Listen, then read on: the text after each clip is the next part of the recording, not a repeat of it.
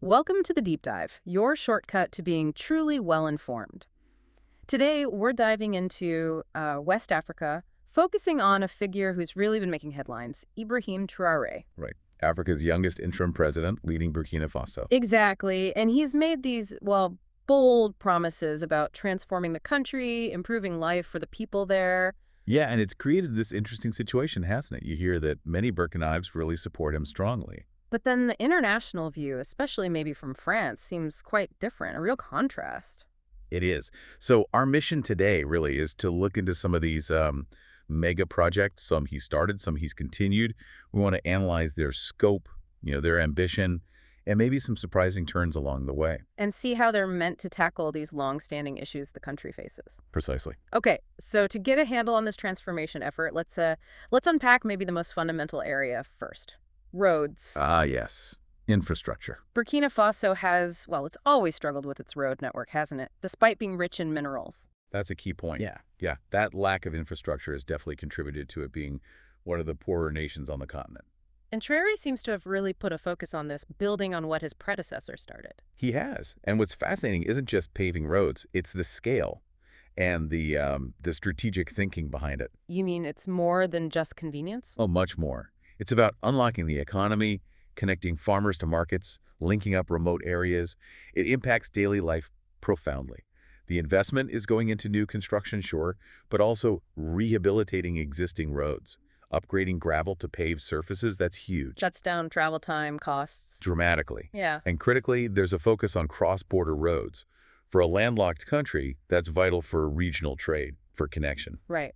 Can you give us some examples of these key routes? Yeah, we're talking about major arteries like the Boromo-Bobo-Dioulasso Highway, the Kupelafata and Gorma Road, and that Ouagadougou-Bobo-Dioulasso stretch. Yeah. These are significant projects. That really paints a picture of foundational work. You mentioned landlocked. Just how much of a game changer are these routes for regional trade specifically? Look, for a country without a coastline, good roads are everything. They're literal lifelines.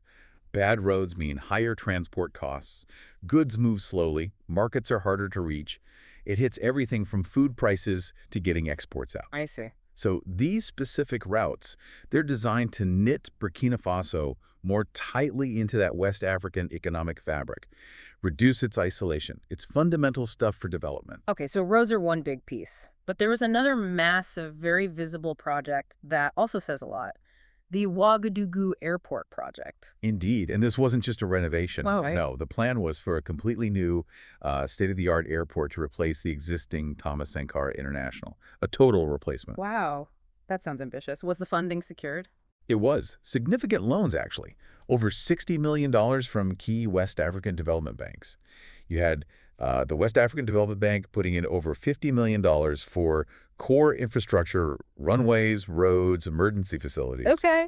And then the ECOWAS Bank for Investment and Development chipped in over $10 million for things like administrative buildings. So serious regional backing. And the potential payoff. Huge.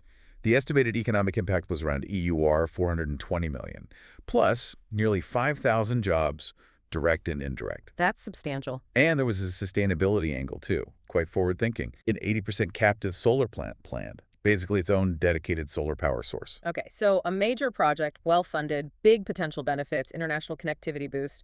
Here's where it gets really interesting, though. Go on. Well, despite all that momentum, on January 3rd, 2023, President Traore announced something quite unexpected. Which was? The suspension of the contracts for this new Ouagadougou-Donson airport, pending a full review. Wow. Okay, that is a twist. Yeah. Suspending a project with that level of funding and expected impact. Yep. This raises an important question, doesn't it? What do you think the suspension tells us about Traore's approach? His calculations, maybe? Well, it's complex. I mean, on one level, you could see it fitting his image, perhaps. Asserting national control, scrutinizing deals made previously. Maybe looking for better terms, or just reevaluating if it's the top priority right now. Possibly. But then pausing such a high-profile, internationally funded project that could send other signals, couldn't it? Raise questions about stability, or maybe a shift away from these huge external projects. Exactly. Is it about transparency and reviewing old contracts? Mm-hmm. Is it a strategic pivot, deciding national priorities lie elsewhere for now? Or is it perhaps a political statement? A statement about sovereignty, maybe? Dependency on external finance. It forces you to ask those questions. Mm. Is this about reallocating scarce resources, or is it about who controls the development agenda in a, let's face it, very politically charged climate? So we've got this dual picture emerging then, pushing ahead strongly on something like roads, which has immediate widespread impact. Foundational work, yes. And then hitting pause on this big symbolic airport project backed by international finance. It's more than just infrastructure choices. It really is. It feels like chapters in a bigger story about leadership style, national direction, navigating internal support versus external perceptions. Aspirations meeting hard realities. So as we watch Traore advance on vital roads while hitting the brakes on the airport, you see this balancing act. He's balancing popular support at home against that international scrutiny we mentioned, balancing the urgent need for infrastructure now against perhaps a longer-term desire for more sovereign control over how development happens. A complex It equation. really is. And it leaves us with something to think about, doesn't it, for you listening? How do leaders, especially in these kinds of rapidly changing, volatile situations, manage that tension, the tension between immediate progress, often needing external help, and the goal of long-term strategic autonomy? It's a crucial dynamic to watch.